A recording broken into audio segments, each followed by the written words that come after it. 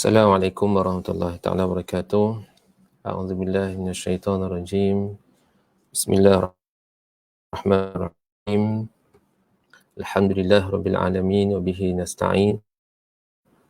Wassalatu wassalamu ala rasulihil amin sayyidina Muhammad wa ala alihi wa ashabihi ajma'in. Rabbi shrah li sadri wa yassir li amri wa hlul 'uqdatam min lisani yafqahu qawli. Subhanaka la ilma lana illa ma 'allamtana innaka antal alimul hakim. Wala hawla wala quwwata illa billahil aliyil azim, amma ba'. Yang saya muliakan ashabul fadilah, para asatizah, tuan-tuan, perempuan, sidang pendengar dan juga penonton yang mengikuti insya-Allah pengajian ataupun sembang-sembang kita dalam kitab Mukhtasar Ilmu Falak pada malam ini.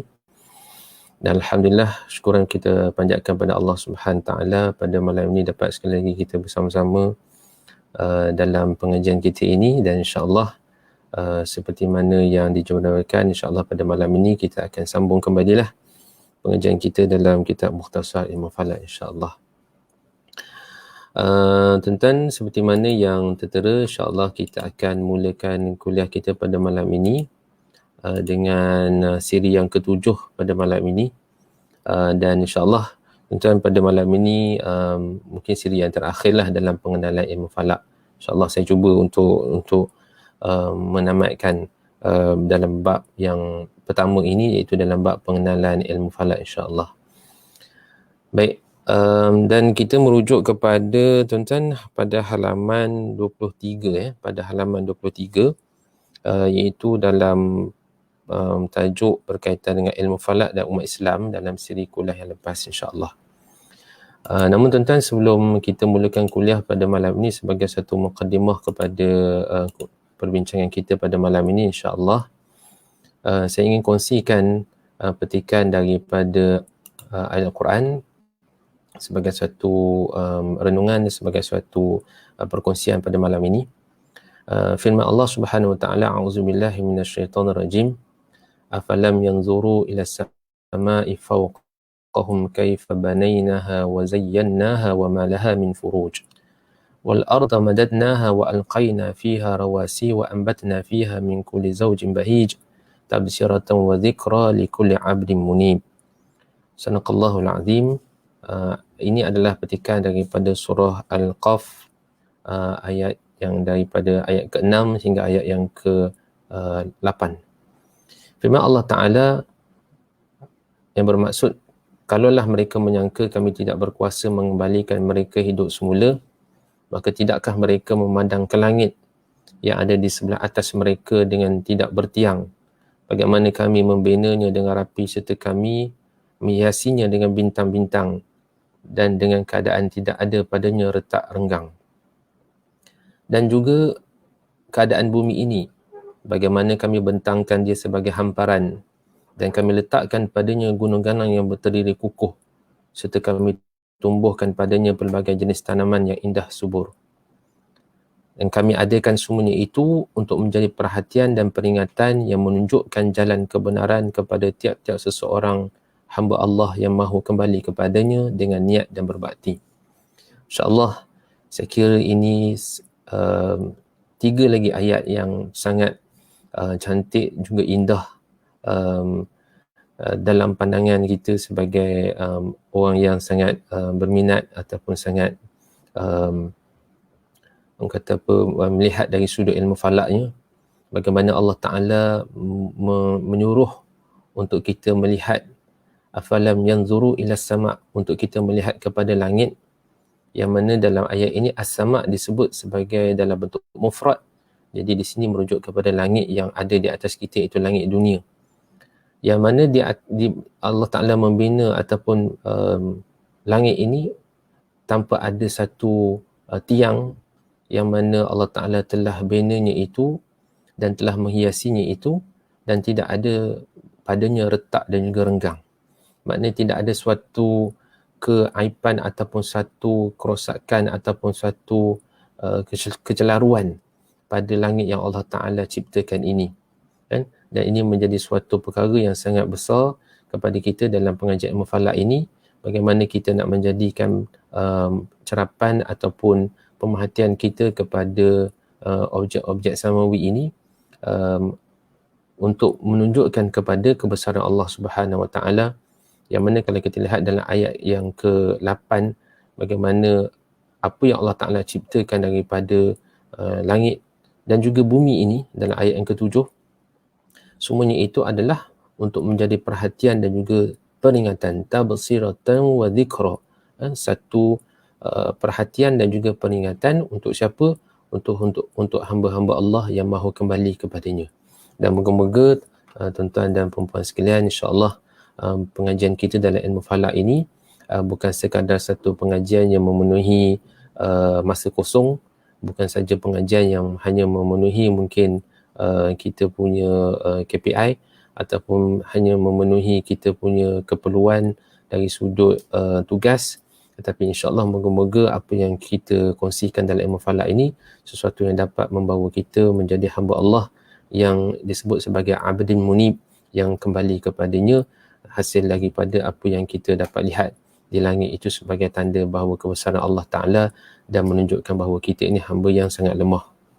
Dan tuan-tuan, sikit lagi daripada mukadimah kita ini, dan daripada ayat itu juga kalau kita dapat lihat bagaimana Allah Subhanahu Wa Ta'ala telah memberikan satu petunjuk kepada kita, dan hal ini telah disebutkan oleh ilmuwan-ilmuwan, pakar-pakar dalam pengkajian ilmu-ilmu Al-Quran, ilmu sejarah dan sebagainya, menunjukkan kepada kita bahawa bagaimana Allah Subhanahu Wa Ta'ala telah memberikan ataupun mengutuskan kepada kita suatu agama, yang mana dengan agama ini Allah Ta'ala telah mengatur manusia itu dengan 3 hubungan, iaitu hubungan dengan Allah Subhanahu Wa Ta'ala, di mana apa yang kita terjemahkan dalam bentuk ibadat kita, apa yang kita terjemahkan dalam bentuk akidah kita, dan hubungan kita dengan manusia, yang mana kita ada hubungan antara manusia, ada muamalat kita, ada perniagaan, ada perkahwinan, ada budaya, ada politik dan sebagainya, hubungan kita dengan manusia.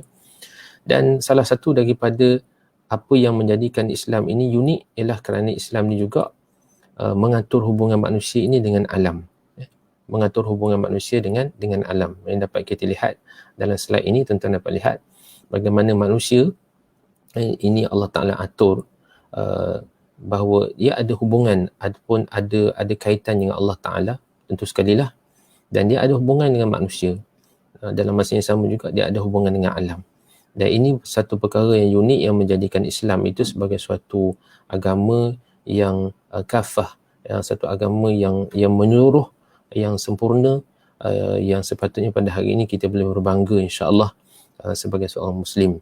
Dan insya-Allah moga pada malam ini tuan-tuan pengajian kita berkaitan dengan ilmu falak dan juga umat Islam, dan insya-Allah moga-moga tuan-tuan selepas habis daripada kuliah ini kita akan rasa lebih bangga menjadi sebagai seorang Islam, kerana Islam ini adalah satu agama yang syumul, satu agama yang sempurna insya-Allah. Baik, tuan-tuan dan puan yang dirahmati Allah Ta'ala sekalian, ada lagi, belum tak masuk lagi tuan-tuan dalam tajuk kita ni, mukadimah lagi ni, mukadimah. Tuan-tuan, saya besarkan sikit supaya dapat tuan-tuan dapat lihat.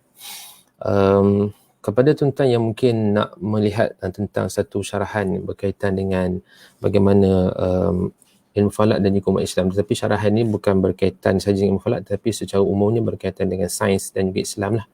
Tuan-tuan boleh search dalam internet, ada seorang profesor yang saya kongsikan dalam slide ini, Profesor Salim Al-Hassani. Dia telah memberi satu lecturenya, dia Profesor Emeritus, lecturenya di University Manchester, UK, dan ketika mana perbahasan ataupun dalam ceramahnya ini, beliau telah berkongsi tentang suatu perkara di mana kalau tuan-tuan masih ingat dalam siri kuliah kita yang lepas, kita ada sebut perkara ini, tapi mungkin saya pun agak tak menghuraikan dengan lebih lanjut, tapi dia berkaitan juga dengan kuliah kita pada malam ni, iaitu bagaimana kalau tuan-tuan dapat lihat di dalam slide itu, tuan-tuan dapat lihat bagaimana dalam ketamadunan yang di dalam versi yang di highlightkan ataupun yang sering digembar-gemburkan di barat, mereka menyatakan bahawa tamadun ini bermula dengan tamadun-tamadun seperti Greek, seperti Rom dan sebagainya, dan kemudian dia bangkit semula dan dia memuncak semula pada zaman Renaissance di barat,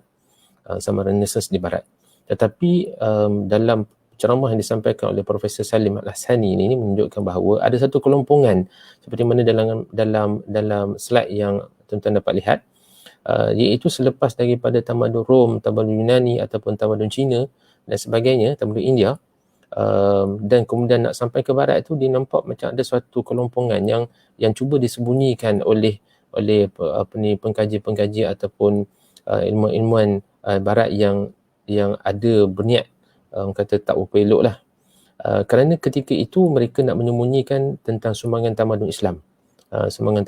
Yang mana dalam ceramah ini Profesor Salim Hassani menyebutkan bahawa era yang dikatakan hilang itulah, era yang dikatakan hilang itulah sebenarnya adalah era di mana Islam menguasai dunia ketika itu, yang memelihara ilmu dalam ketamadunan Islam. Jadi insya-Allah tuan-tuan, pada malam ini inilah tajuk kita yang akan kita bincang, yang akan kita huraikan pada malam ini insya-Allah. Baik tuan-tuan dan puan yang dirahmati Allah Taala sekalian. Tuan-tuan yang ada mempunyai buku boleh rujuk ada halaman 23 halaman 23 untuk kita mulakan perbincangan kita pada malam ini dalam era permulaan di mana ilmu falak itu bermula. Saya maksudkan di sini era permulaan ini adalah dalam apa yang kita bincangkan dalam skop yang lebih kecil, di mana kita mulakan perbincangan sejarah ilmu falak ini bermula daripada zaman baginda Nabi SAW. Bukan seperti mana yang kita bincangkan sebelum ni. Kalau kita lihat dalam perbincangan awal sebelum ni, kita dah bincangkan bahawa tamadun ataupun dalam sejarah ilmu falak itu berdasarkan kepada tradisi ilmu dalam Islam, bahawa ada menyatakan bahawa ilmu falak ini berasal daripada Nabi Idris AS, dan ada mengatakan bahawa berasal daripada Hasib Karimuddin bin Daniel, Nabi Daniel. Ini tuan-tuan telah kita sebutkan, tapi dalam perbincangan pada malam ni kita mulakan pada era ini pada zaman baginda Nabi SAW. Baik tuan-tuan,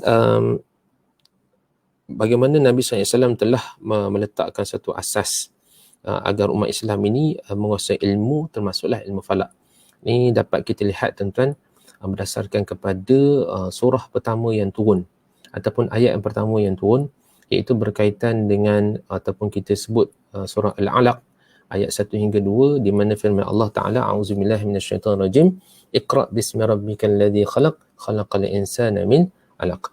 Bagaimana dalam ayat ini ataupun dalam wahyu yang pertama ini, satu yang sangat signifikan kepada kita sebagai umat Islam ialah bagaimana ayat yang pertama turun merujuk kepada surah ataupun kepada ayat yang menyuruh kita membaca.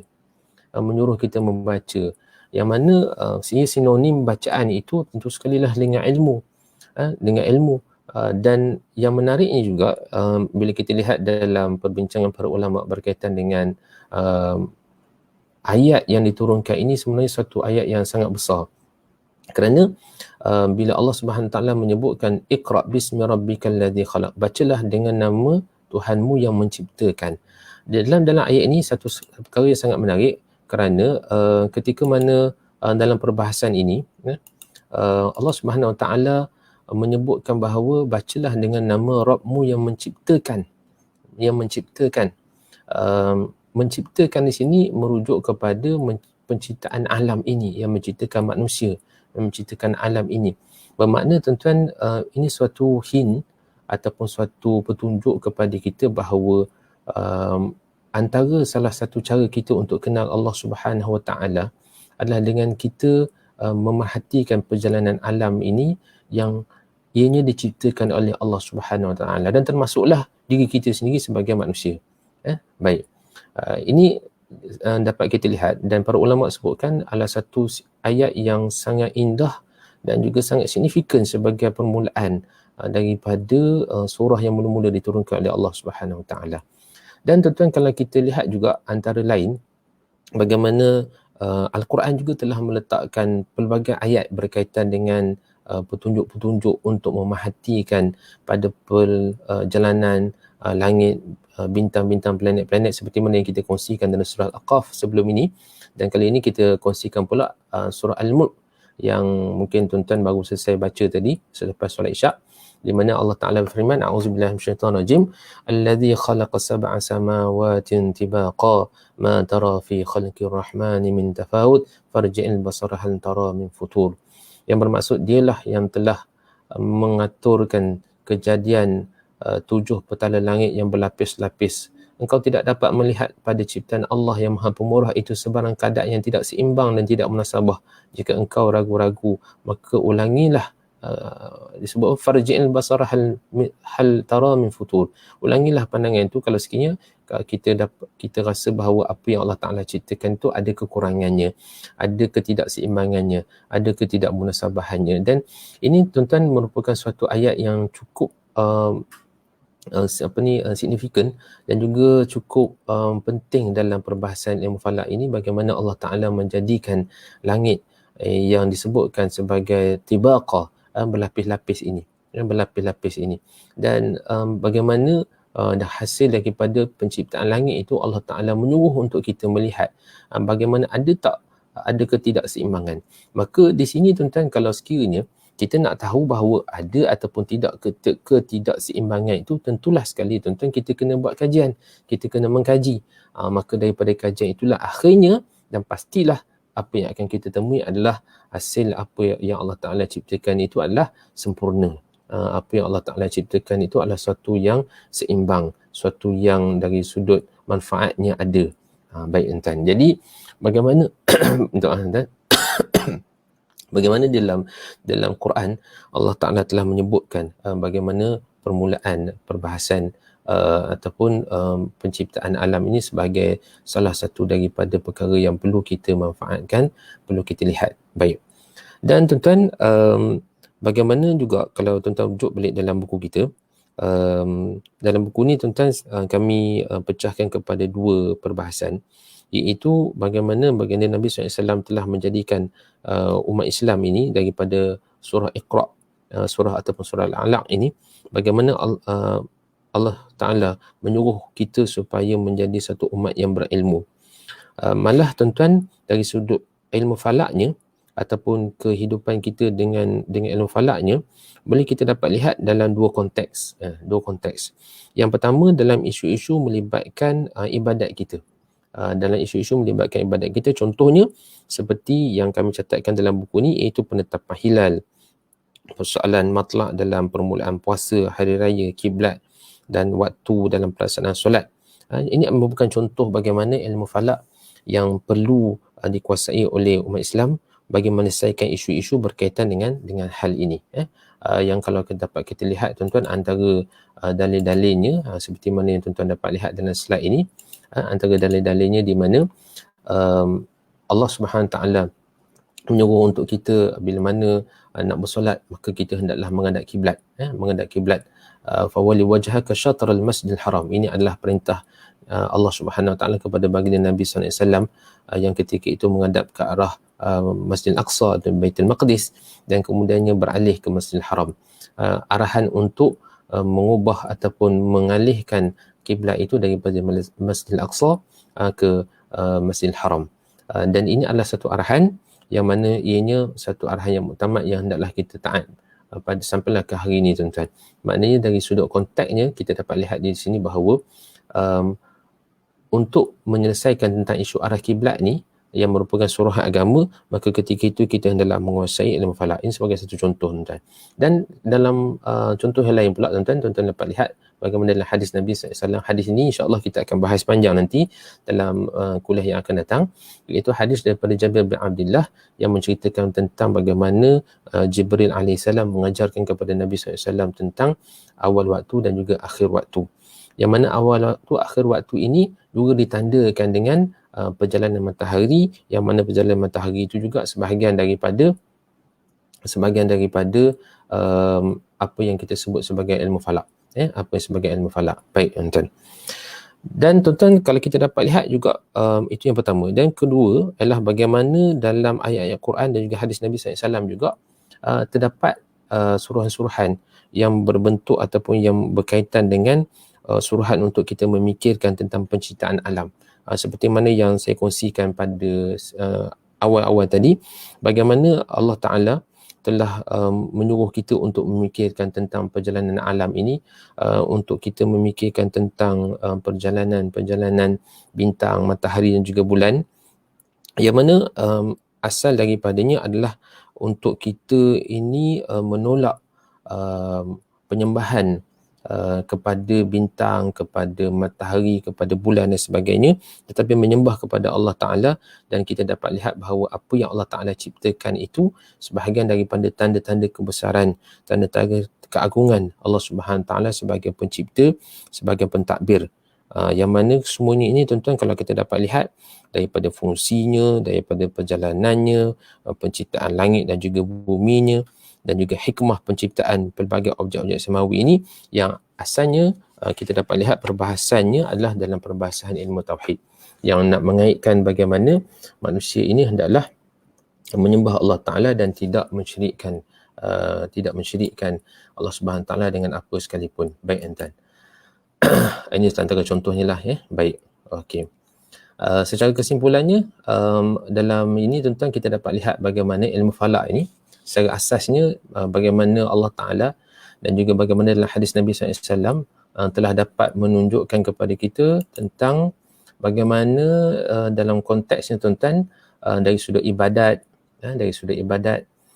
bagaimana ilmu falak itu penting dalam perbahasan ataupun soalan arah kiblat waktu solat.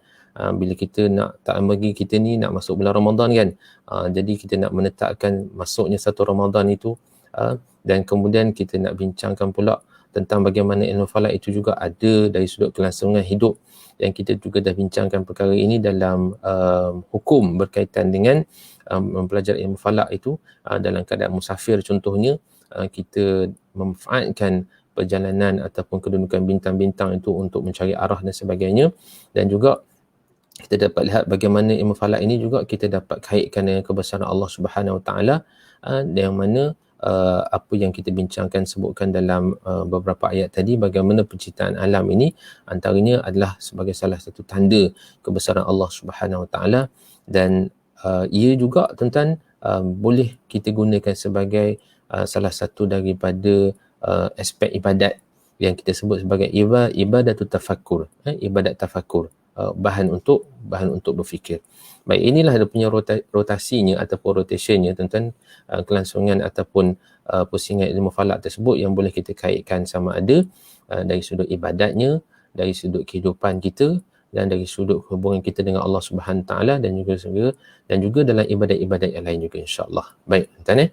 Okey, baik. Cuma tuan-tuan, dalam buku notanya ada juga saya sebutkan antara perkara lain yang berlaku pada zaman permulaan ini, bila kita dapat lihat bagaimana antaranya tuan-tuan, bagaimana Sayyidina Umar Ibn Khattab, Sayyidina Umar Ibn Khattab juga telah meletakkan suatu petanda bagaimana kepentingan ilmu falak itu dalam takwim. Ketika mana tuan-tuan, ini pun nanti kita akan bincang secara panjang lebar lah dalam bab takwim nanti, tapi sambil lalu saja tuan-tuan kita sentuh sedikit, iaitu bagaimana Sayyidina Umar Ibn Khattab telah menyusun semula takwim yang ada dalam Islam ataupun dalam pentadbiran ketika itu. Ya, sebelum itu takwim ini hanya dinamakan mengikut nama tahun, mengikut peristiwa. Mengikut peristiwa. Kalau kita sedia maklumkan bahawa baginda Nabi SAW lahir pada Amul Fil, pada tahun gajah, dan ikut tradisinya ketika itu, maka tahun itu dinamakan mengikut peristiwa yang paling besar berlaku dalam tahun itu. Kalau contohnya tuan-tuan, kalau kita lah contoh tahun 2020 yang lepas, antara peristiwa besar yang berlaku dalam sejarah tahun 2020 COVID-19, maka mungkin lepas ni kita nak katakan tahun 2020 tu tahun COVID-19 contohlah, kerana mengambil sempena dengan besarnya apa yang disebut sebagai peristiwa itu. Bila sebut COVID-19, orang akan ingat ini adalah tahun 2020. Itu kaedah bagaimana sebelum daripada Sayyidina Umar menyusun ataupun menstrukturkan kembali penamaan takwim. Dan ketika mana Sayyidina Umar telah menyusun kembali penyusunan takwim itu dengan meletakkan peristiwa ataupun tahun hijrah Nabi SAW, maka selepas itulah takwim kita ini sinonim untuk kita sebut ataupun lazim untuk kita sebut sebagai takwim hijri. Takwim hijri. Baik tuan-tuan. Jadi tuan-tuan, itu sebagai satu tajuk berkaitan dengan era permulaan. Era permulaan. Baik. Kemudian tuan-tuan, okey. Ni dia suruh buat full screen slide. Saya rasa dah full screen ni. Kalau buat slide penuh nanti kan tak boleh nak kawal pula. Tuan-tuan. Boleh nampak slide yang saya kongsikan ni, insya-Allah. Okey. Ni. Baik tuan-tuan. Okey, sekarang kita masuk pula pada era perkembangan. Era perkembangan. Baik. Ini tajuk ni tuan-tuan sebenarnya tajuk yang sebenarnya bukanlah tajuk yang mudah untuk kita bincang ataupun tajuk yang boleh kita bincang sekejap, tapi itu merupakan satu sejarah yang sebenarnya sangat panjang untuk kita bincangkan. Baik, tak apalah, tapi ala kulli hal tuan-tuan, saya cuba berkongsi insya-Allah sekadar yang termampu tuan-tuan. Baik. Era perkembangan. Era perkembangan ilmu falak dalam tamadun Islam tuan-tuan, di mana dalam era ini dapat kita lihat bahawa khazanah-khazanah ilmu daripada tamadun-tamadun lain ini mula masuk ke dalam tamadun Islam. Oleh kerana sikap yang telah diletakkan ataupun telah diasaskan oleh Quran dan juga baginda Nabi SAW kepada umat Islam, ialah umat Islam tidak memusuhi ilmu. Al-hikmah dhalatul mu'min. Keilmuan itu, hikmah itu, wisdom itu adalah suatu barang kehilangan umat Islam. Di mana saja kamu jumpa, kamu kutip lah. Kamu kutip. Jadi di sini dapat kita lihat bagaimana era perkembangan ini adalah satu era yang sangat menarik untuk kita bincang, kerana ketika inilah umat Islam sudah semakin, tamadun Islam sudah semakin besar, sudah semakin hebat, dan sudah semakin jauh liputannya, maka ketika itu umat Islam telah menerima banyak pengaruh-pengaruh daripada luar. Baik. Antaranya tuan-tuan, kalau saya dapat kongsikan sedikit tentang perkembangan ilmu falak pada era awal perkembangan ini, ialah bagaimana ketika umat Islam menerima ilmu-ilmu daripada tamadun Yunani setelah daripada Mesir ini dibuka oleh Parlimen Islam yang kita sedia maklum, Al-Amr bil As pada tahun 641 Masihi. Tetapi tuan-tuan, penerimaan ilmu daripada tamadun Yunani ini yang daripada Iskandaria ataupun Alexander, tuan-tuan, antara penulisan menunjukkan bahawa bagaimana ketika itu satu terjemahan buku yang telah dibuat pada zaman era Umayyah, pada zaman era Umayyah. Antara buku yang diterjemahkan yang memberi impak besar kepada tamadun Islam dari sudut perkembangan ilmu falak ketika itu adalah satu buku yang ditulis oleh Hermes ketika itu, iaitu tajuknya Mafatih An-Nujum. Mafatih An-Nujum. Dan ini antara buku yang memberikan antara salah satu pengaruh besar dan juga pembukaan kepada ilmu falak dalam tamadun Islam pada era kerajaan era Umayyah ketika itu. Dan kemudian tuan-tuan, pada kurun ke-2 Hijrah, pada kurun ke-2 Hijrah tuan-tuan, okey, dalam tulisan kita ni ada mungkin kesilapan sikit, ada typo tuan-tuan, pada kurun ke-2 Hijrah Masihi, pada kurun ke-2 Hijrah sajalah, tak ada Masihinya. Tuan-tuan boleh betulkan dalam halaman 24. Itu pada zaman pemerintahan Abbasiyah, di mana umat Islam telah menerima pengaruh-pengaruh ilmu dari tamadun-tamadun daripada Babylon, daripada Parsi, daripada India, dan termasuklah ilmu falak yang ketika itu dibawa masuk sekali. Perkembangan ilmu falak yang ada pada setiap tamadun itu dibawa masuk sekali dalam tamadun Islam ketika itu, melalui usaha penterjemahan kitab-kitab ke dalam bahasa Arab. Dan sesuai dengan ajaran Islam seperti mana yang kita sebutkan tadi, bahawa Islam di samping tidak memusuhi ataupun tidak melarang umatnya ini untuk belajar, bahkan menyuruh pula untuk kita ini menyelidik dan memerhatikan perjalanan alam untuk mengetahui tentang rahsia-rahsia ciptaan Allah Subhanahu Wa Taala. Dan ilmu falak ini menjadi satu medium dalam membahaskan tentang perjalanan alam tabi'i ini yang berdasarkan kepada sebab dan juga musabab, dan dia ini adalah satu ilmu yang sangat dekat dan mudah diterima oleh umat Islam ketika itu. Baik tuan-tuan. Jadi kalau kita dapat lihat tuan-tuan, antara kemuncak ataupun dalam era perkembangan yang cukup baik yang berlaku pada zaman kerajaan Abbasiyah, yang ada juga saya terbaca tuan-tuan dalam penulisan sejarah, di mana pada kerajaan Abbasiyah ini berbeza sikit dia punya dasar berbanding dengan kerajaan era Umayyah yang lebih kepada pelebaran ataupun perluasan jajahan takluk kerajaan Islam ketika itu pada era kerajaan Umayyah. Tetapi pada era kerajaan Abbasiyah, di samping perluasan jajahan takluk negara-negara Islam, mereka juga ketika itu mementingkan tentang perkembangan ilmu, mementingkan tentang perkembangan ilmu. Dan sebab itulah pada pemerintahan kerajaan Abbasiyah, antaranya tuan-tuan yang sangat ketara yang kalau kita dapat lihat adalah pada zaman Khalifah Harun al-Rashid dan juga Khalifah al-Ma'mun. Jadi kita dapat lihat di sini bahawa bagaimana Khalifah sendiri telah memainkan peranan yang sangat besar untuk memberikan suatu pengaruh yang sangat besar lah. Maknanya dasar yang dibuat oleh Khalifah ketika itu untuk mengembangkan ataupun untuk nak mengumpulkan segala bentuk ilmu, dan antara salah satu caranya adalah dengan mengambil ataupun mengumpulkan buku-buku daripada seluruh pelosok dunia, terutama daripada kawasan-kawasan yang di bawah tamadun ataupun di bawah khilafah Islam ketika itu. Dan ketika itu tuan-tuan, Khalifah akan menghantar utusan-utusan ini sama ada untuk mengambil buku-buku daripada negara-negara yang baru ditakluk ataupun baru dibuka, ataupun mereka membeli buku-buku itu dan kemudian dibawa balik ketika itu ke Iraq, dan ada juga negara-negara yang di bawah jajahan takluk kerajaan Islam ketika itu yang membayar ufti, maknanya dia bayar cukai dalam bentuk buku.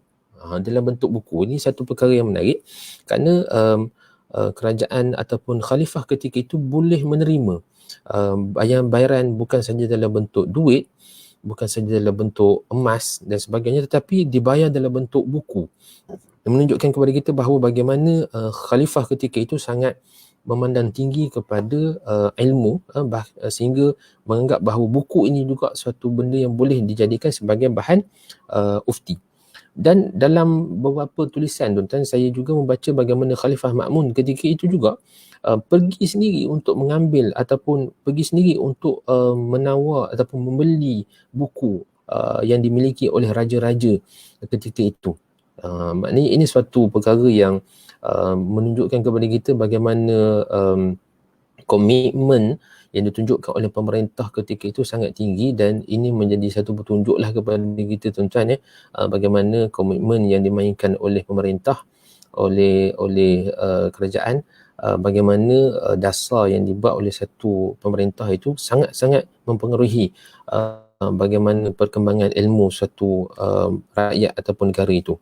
Bahkan tuan-tuan, disebutkan bahawa Khalifah Ma'mun pernah menulis surat kepada Raja Rom untuk minta keizinan bagi mereka menghantar utusan-utusan masuk dalam negara Rom ketika itu untuk mencari dan juga membeli buku-buku, membeli dan juga mencari buku-buku ketika itu, dan perkara ini dibenarkan. Oleh Raja Rom ketika itu. Baik. Ini satu perkara yang sangat hebat dan juga sangat besar dia punya kesannya terhadap perkembangan ilmu falak ketika itu. Kerana sebelum itu tuan-tuan, ilmu falak ini hanya menjadi suatu yang sebelum ni kita bincang bagaimana ilmu falak pada kalangan orang Arab ketika itu ini disebut sebagai ilmu al-anwa, di mana ilmu falak ini dari sudut perjalanan bermusafir, maka mereka tahu bagaimana nak menentukan arah utara, arah barat, selatan, timur dan sebagainya dengan menggunakan bintang-bintang dan sebagainya. Tetapi bila ilmu-ilmu falak daripada tamadun-tamadun lain masuk, maka dia telah memberikan suatu ledakan baru, maklumat baru di dalam Islam ketika itu. Baik. Kita sambung tuan-tuan pada halaman 24. Antara unsur penting yang berlaku dalam era perkembangan ini ialah suburnya penterjemahan buku-buku falak yang berasal daripada tamadun-tamadun lain ke dalam bahasa Arab hingga memudahkan perkembangan ilmu falak terutamanya di zaman Khalifah Al-Ma'mun. Bahkan tuan-tuan, buku yang saya rujuk Dr. Raghib As-Sirjani yang diterjemah dalam bahasa Melayu tuan-tuan, tajuk dia Sumbangan Peradaban Islam pada Dunia. Ini tuan-tuan boleh beli, sangat baik buku ni tuan-tuan yang diterbitkan oleh Kausar. Dalam buku ni menyebutkan bahawa bagaimana ketika itu Khalifah Al-Ma'mun telah mewujudkan satu badan penterjemah.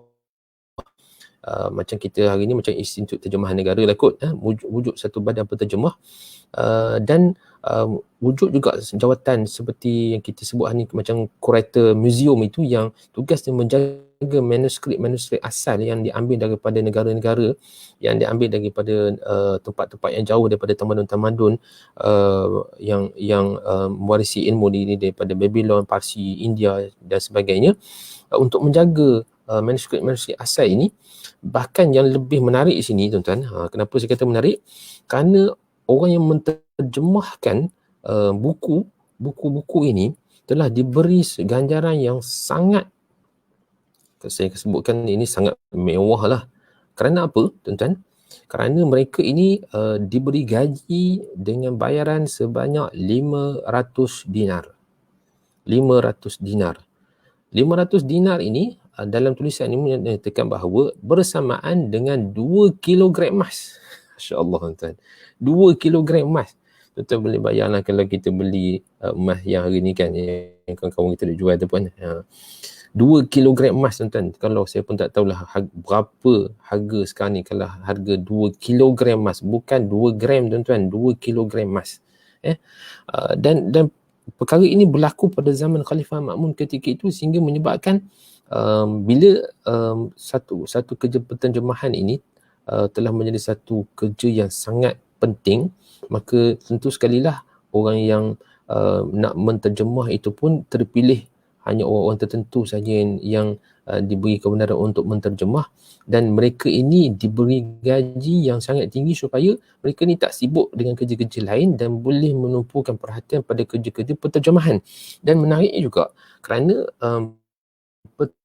kerja-kerja penterjemahan ini bukan saja macam statement yang saya rakam dalam buku Mukhtasar ni, terjemahan dalam bahasa Arab, tapi maklumat yang saya dapat juga daripada buku Dr. Raghib ini mengatakan bahawa bahasa Arab itu memang bahasa utama, tetapi mereka juga menterjemah buku itu dalam bahasa-bahasa lain selari dengan luasnya kerajaan Islam ketika itu.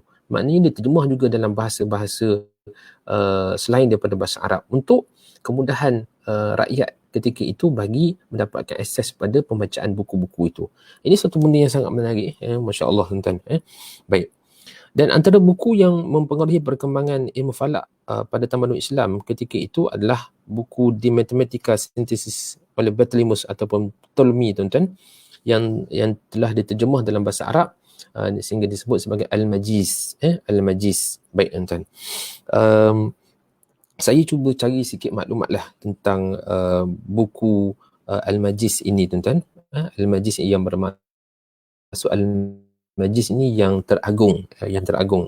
Buku ni tuan-tuan telah diterjemah daripada karya asal daripada Ptolemy dan kemudian ataupun disebut sebagai Bartholomeus dalam bahasa Arab. Kerana buku ni sebenarnya buku yang sangat, bila saya lihat tuan-tuan, buku yang sangat hebat. Kerana dia ada 13 jilid, 13 jilid, dan dalam setiap jilid itu membincangkan tentang ilmu falak dengan lebih kata apa, dengan teori-teori dan sebagainya. Contohnya tuan-tuan, dalam jilid yang pertama Ptolemy telah membincangkan dari sudut kosmologi. Jilid yang kedua pula membincangkan tentang pergerakan objek-objek semawi. Ini saya beri dalam bentuk ringkasan saja tuan-tuan. Jilid yang kedua membincangkan tentang pergerakan objek-objek semawi.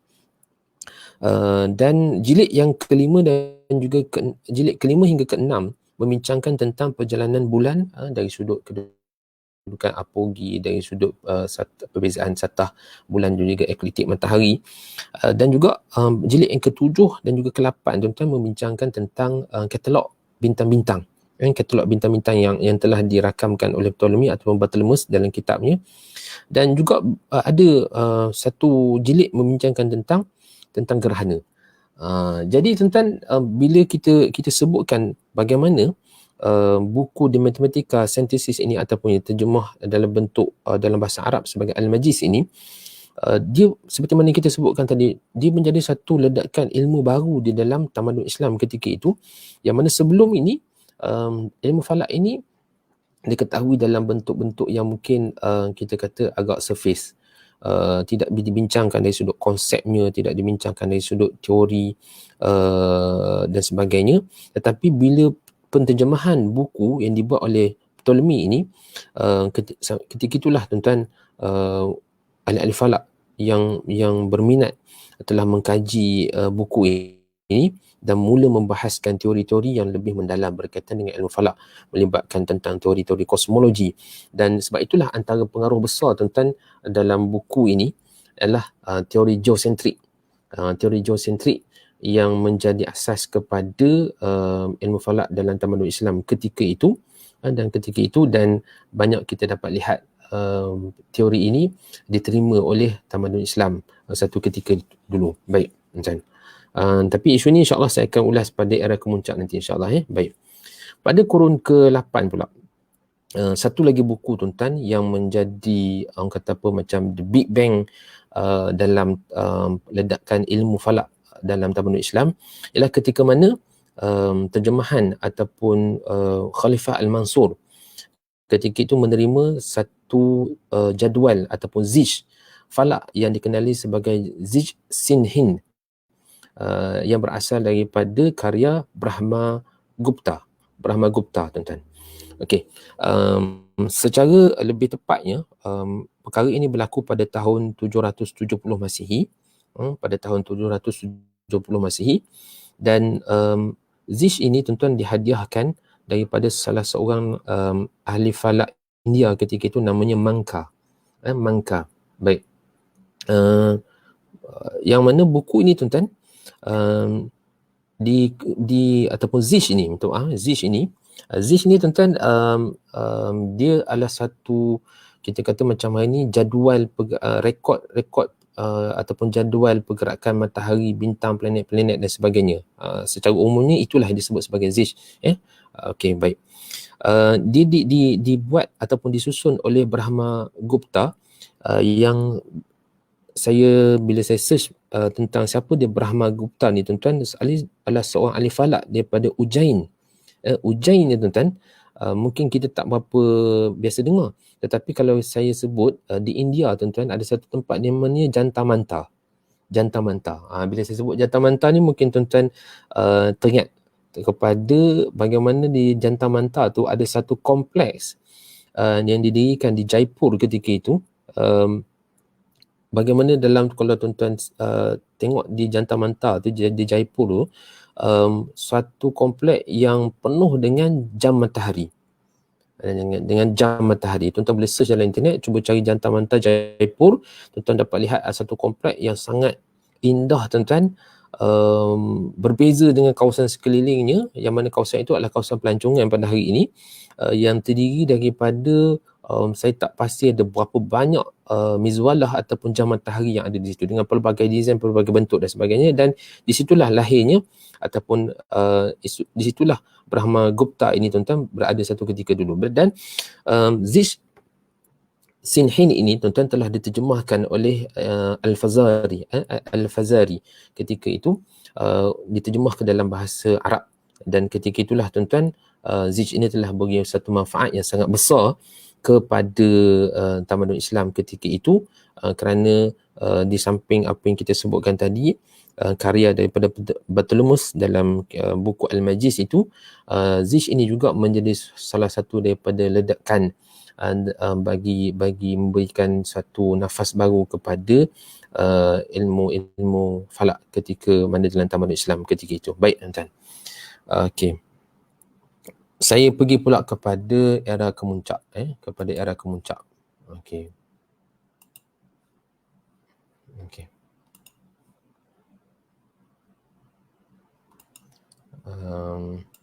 Saya banyak skip tuan-tuan pada malam ni pasal kita kalau boleh nak habiskanlah tajuk kita pada malam ni tuan-tuan. Kita ada lebih kurang dalam 15 minit lagi. Baik, era kemuncak. Pada era kemuncak ni tuan-tuan, di mana saya cuba membahagikan era perkembangan ni kepada dua lah. Satu era perkembangan awal dan era kemuncak. Baik. Mungkin kalau dalam tulisan buku-buku lain tuan-tuan akan jumpa ataupun tuan-tuan boleh gabungkanlah antara era perkembangan era kemuncak ni, tak ada masalah.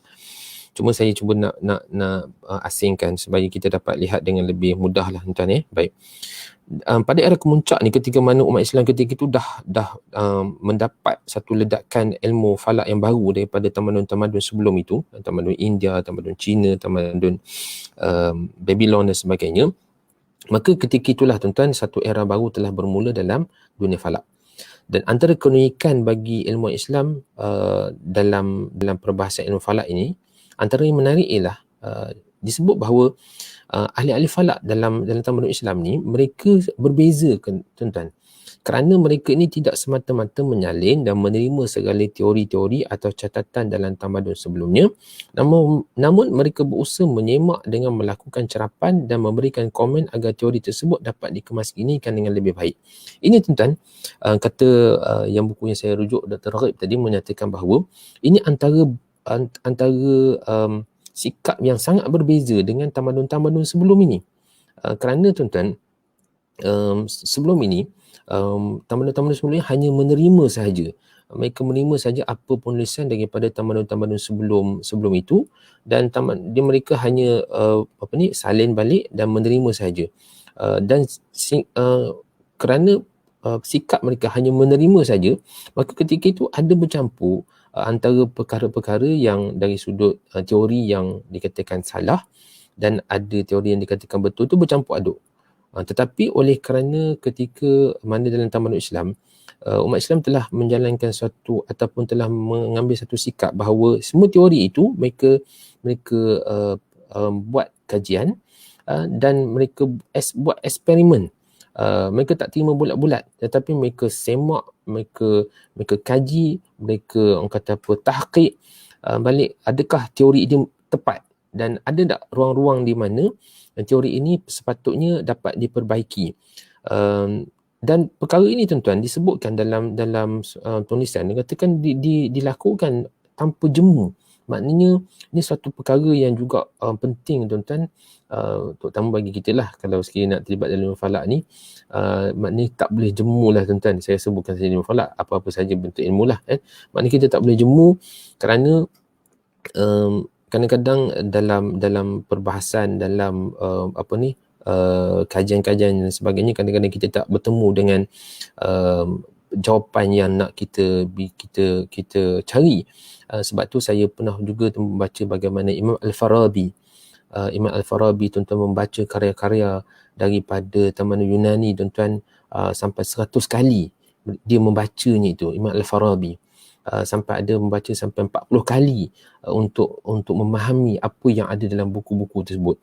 Jadi kalau kita baca sekali tak faham tuan-tuan, 2 kali tak faham, itu biasa lagi lah kan. Biasa lagi lah. Baik. Dan contohnya tuan-tuan, apa yang dapat saya kongsikan juga ialah bagaimana antaranya Imam Al-Bayruni. Imam Al-Bayruni. Yang mana contoh ni, sebagai satu contoh tuan-tuan, bagaimana dalam abad yang ke-11 tuan-tuan, sebenarnya ketika itu teori geosentrik yang kita sebutkan tadi, yang telah diterima oleh kebanyakan ahli-ahli falak dalam tamadun Islam ketika itu, diterima sebagai asas penyelidikan sebenarnya.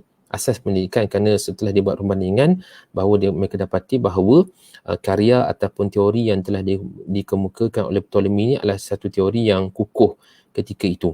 Tetapi bila ahli-ahli falak dalam Islam tuan-tuan mengkaji dan mengkritik tentang teori geosentrik ini, disebutkan oleh Dr. Muhammad Ilyas dalam buku berkaitan dengan astronomi tuan-tuan, menyebutkan bahawa Al-Biruni ini telah mengkritik dan beliau menyatakan kemungkinan ataupun dia tahu tentang sepatutnya bukan geosentrik tetapi sepatutnya ada heliosentrik. Tetapi oleh kerana ketika itu belum cukup bukti untuk mengubah ataupun menolak teori geosentrik ketika itu, maka ketika itu tuan masih lagi dibincangkan ataupun dipegang, diletakkan teori geosentrik ini. Ini sebagai salah satu daripada penemuan kritis daripada Tamadun Islam ketika itu. Baik. Dan antara lain juga tuan-tuan, ketika mana dalam Tamadun Islam, di mana inovasi penciptaan yang dibuat oleh umat Islam ketika itu memajukan, kalau tuan-tuan yang ada buku dalam ni boleh rujuk pada halaman 25, umat Islam ketika itu redesign balik antara peralatan-peralatan yang telah pun ada ketika itu, seperti mana astrolab yang telah pun ada ketika itu, tetapi umat Islam ketika itu redesign, meletakkan suatu nilai-nilai yang lebih tinggi, membuat astrolab yang lebih lengkap, yang lebih tepat, seperti mana yang telah dibuat oleh Zarqali, bukan Zarqali saya punya Facebook tu, Zarqali tuan-tuan, Zarqali betul, yang lahir ataupun yang berada di Andalusia satu ketika dulu. Beliau telah mencipta ataupun mereka sebuah astrolab yang sangat menarik, yang sangat lengkap dan juga sangat tepat. Jadi ini antara sumbangan daripada Tamadun Islam dengan mencipta pelbagai lagi peralatan-peralatan seperti rubuk mujayyab, seperti jam matahari mizwalah, dan juga jam matahari, jam air, seperti mana yang tuan-tuan biasa dapat lihat di dalam pameran bagaimana jam yang dibuat oleh Imam Al-Jazari untuk anda yang jam disebut sebagai elephant clock, jam gajah itu, dan juga mencipta Zatul Halaq, armillary sphere. Ini kalau tuan-tuan tengok globe, biasa kita tengok globe bumi, ini adalah globe bintang, globe bintang. Jadi ini antara peralatan-peralatan yang ketika mana dalam Tamadun Islam telah pun ada yang ketika itu di redesign, ada yang ketika itu dilahir ataupun dicipta pada zaman Tamadun Islam. Dan hal ini tuan-tuan masih ingat, ada saya sebutkan dalam kuliah lepas bagaimana salah seorang daripada tokoh ilmuwan sains Islam tuan-tuan, itu Fuad Sezgin, yang telah menghasilkan ataupun yang telah mengkaji lebih kurang dalam dikatakan 1.5 juta manuskrip Arab tuan-tuan, dan kemudian dia telah redesign balik ataupun mencipta alat-alat yang telah pun ada dalam Tamadun Islam tu, hampir ratusan jumlahnya tuan-tuan, dan dia buat pameran. Ada pernah datang ke Malaysia satu ketika dulu. Baik. Kemudian seterusnya penyusunan Zish. Ini yang kita sebutkan tadi, bahawa Zish yang ada dalam Tamadun Islam ini adalah sangat menarik, kerana tuan-tuan boleh rujuk pada halaman 28 tuan-tuan dalam buku kita ini. Di situ ada saya nyatakan, saya masukkan sedikitlah beberapa zish ataupun jadual-jadual falak yang penting dalam Tamadun Islam. Antaranya disusun ataupun yang telah ditulis oleh Yahya Ibn Mansur, oleh yang disebut sebagai Al-Mumtahan. Dan antara zish yang cukup terkenal tuan-tuan, yang menjadi kajian utama seorang daripada ahli falak ataupun yang pernah juga kami berjumpa dengannya, iaitu Dr. David King, Zish Al-Hakimi, yang dibuat oleh Ibn Yunus, yang mana manuskrip ini tuan-tuan ada di Mesir, dan antara lain tuan-tuan Zish Ikhani, ini juga zish yang terkenal. Dan yang paling saya rasa kita dapat biasa dengar adalah Zish Ul-Lughbiq. Baik. Dan ini zish ini tuan-tuan telah lahir ataupun telah berkembang begitu luas, dan ini antara salah satu daripada produk yang sangat menakjubkan ketika mana dalam Tamadun Islam. Dan yang seterusnya tuan-tuan, bagaimana antara salah satu daripada kemuncak kepada penguasaan ilmu falak dalam tamadun Islam adalah dengan pembinaan Baitul Hikmah ataupun kita sering tersebut sebagai The House of Wisdom, Baitul Hikmah di Baghdad pada abad ke-9 Masihi, yang ketika itu di sinilah tuan-tuan Baitul Hikmah ni tuan-tuan bukan semata-mata suatu perpustakaan, tetapi dia sebenarnya adalah satu kompleks yang mengumpulkan ratusan ilmuwan sama ada daripada ilmuwan falak ataupun ilmuwan dalam bidang-bidang lain, yang mana mereka ini semuanya grade kelas A semula. Kalau kita kata kalau Profesor Emeritus, maknanya semua mereka ni boleh dikatakan Profesor Emeritus yang berkumpul di Baitul Hikmah ketika itu, yang dikumpulkan oleh Khalifah, duduk berkhidmat di Baitul Hikmah ketika itu. Dan dalam catatan menunjukkan bahawa komplek Baitul Hikmah ni dia ada perpustakaan. Dan perpustakaan ni tuan-tuan, dalam ketika mana dalam tamadun Islam dia ada beberapa jenis perpustakaan, dan perpustakaan yang ada di Baitul Hikmah ni adalah perpustakaan yang levelnya adalah level akademik. Kerana itulah dia mengumpulkan lebih kurang dalam 4 juta koleksi buku pelbagai tajuk tuan-tuan. Tuan-tuan boleh bayangkan tuan-tuan, pada abad ke-9 Masihi ada lebih kurang 4 juta koleksi buku. Tuan-tuan boleh bayangkan ketika itu tak ada mesin photostat, tak ada mesin printer, buku itu disalin tuan-tuan. Dia salin dengan tulisan tangan, hampir dekat 4 juta koleksi buku. Dan cara pengumpulannya seperti yang mana kita telah sebutkan tadi, dia dibeli, dia diambil, ada antara caranya dicari, dan antaranya cara ufti daripada negara-negara yang dijajah ataupun yang ditakluk oleh Islam ketika itu. Maka buku-buku itu dikumpulkan di Baitul Hikmah, di Baitul Hikmah. Dan antara kelebihan juga Baitul Hikmah ni adalah dia juga ada satu balai cerap di Syamsiah ketika itu, di Syamsiah, yang mana bagi menjayakan ilmu falak ni tuan-tuan, maka ilmu falak ni dia tak boleh secara teori saja, tetapi bagi mengkaji, bagi memastikan teori itu betul, zish itu betul ataupun tidak, maka hendaklah digabungkan dengan kerja-kerja amali cerapan. Maka ketika itu di Baitul Hikmah ada satu balai cerap yang dibina di Syamsiah ketika itu sebagai pusat di mana menjadi tempat di mana kerja-kerja cerapan dilakukan. Ini antaranya tuan-tuan, antaranya antara institusi-institusi penting yang ada di Baitul Hikmah ketika itu. Dan dalam masa yang sama juga tuan-tuan, pada era ini juga ada balai cerap lain yang juga ketika itu menjadikan aktiviti cerapan ini lebih sistematik dan menjadikan dunia falak ini berada di kemuncak pada ketika itu. Baik tuan-tuan.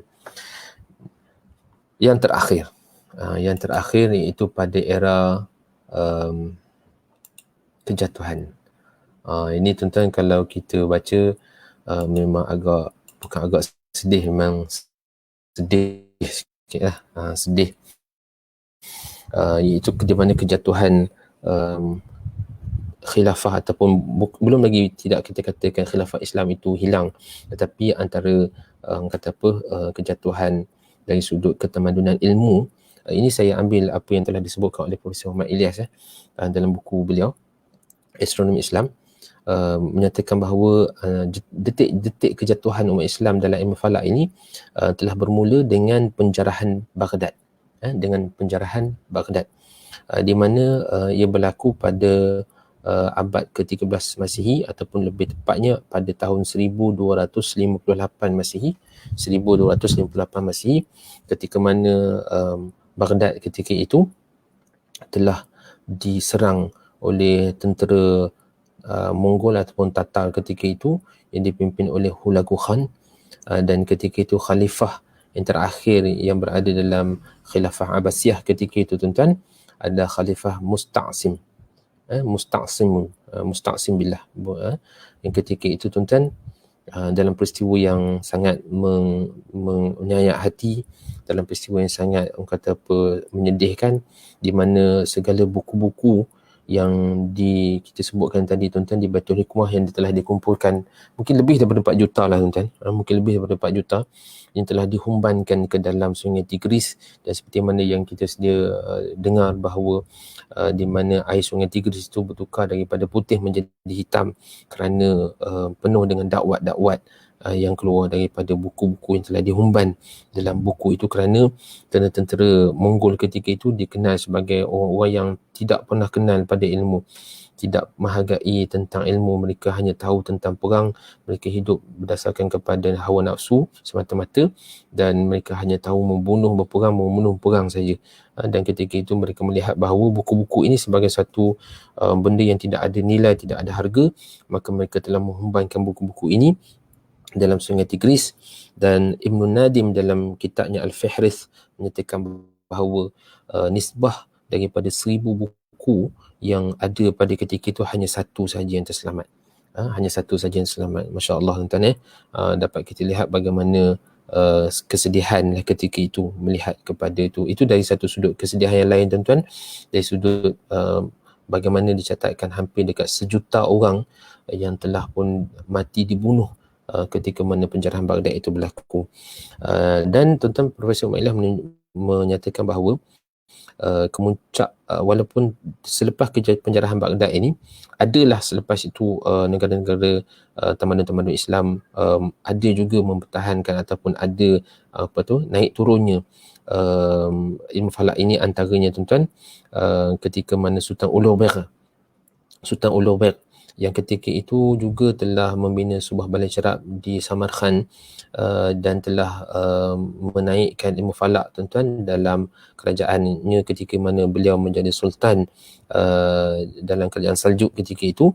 Tetapi ketika mana beliau telah terbunuh dalam satu peristiwa yang juga menyenyak hati, dengan terbunuhnya Sultan Ulugh Beg ini juga menjadi terkuburnya juga kajian ataupun perkembangan ilmu falak ketika itu. Dan selepas itu tuan-tuan, ilmu falak yang satu ketika dulu menjadi suatu ilmu yang sangat berkembang pesat, perbincangannya sangat meluas, akhirnya kembalilah kepada apa yang dapat kita lihat pada hari ini. Ilmu falak itu lebih banyak dikembangkan dalam ruang lingkup yang kita kata yang paling asas, itu berkaitan dengan isu-isu melibatkan fiqh, yang melibatkan takwim arah kiblat waktu solat dan sebagainya. Baik tuan-tuan, baik tuan-tuan, okey, kita pun dah terlajak 2 minit daripada masa yang telah ditetapkan tuan-tuan. Jadi insya-Allah saya rasa cukuplah setakat ini perbincangan kita dalam bab pengenalan ilmu falak ni. Dan dalam buku ni ada tuan-tuan, kami ada selitkan beberapa gambar bagaimana kerajaan ataupun bagaimana ahli-ahli falak di Balai Cerap Istanbul ketika pada abad ke-16 itu gambarnya.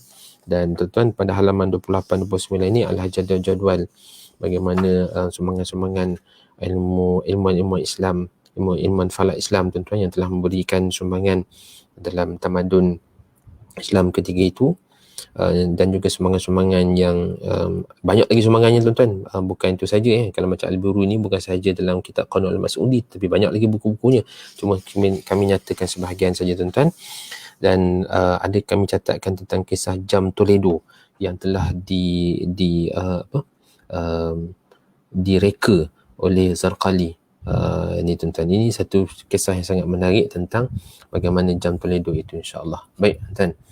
Jadi insya-Allah tuan-tuan, saya rasa cukuplah sekadar pada malam ni perbincangan kita dalam bab yang pertama ini. Dan insya-Allah moga-moga tuan-tuan kita akan masuk dalam bab yang kedua dalam penetapan waktu-waktu solat.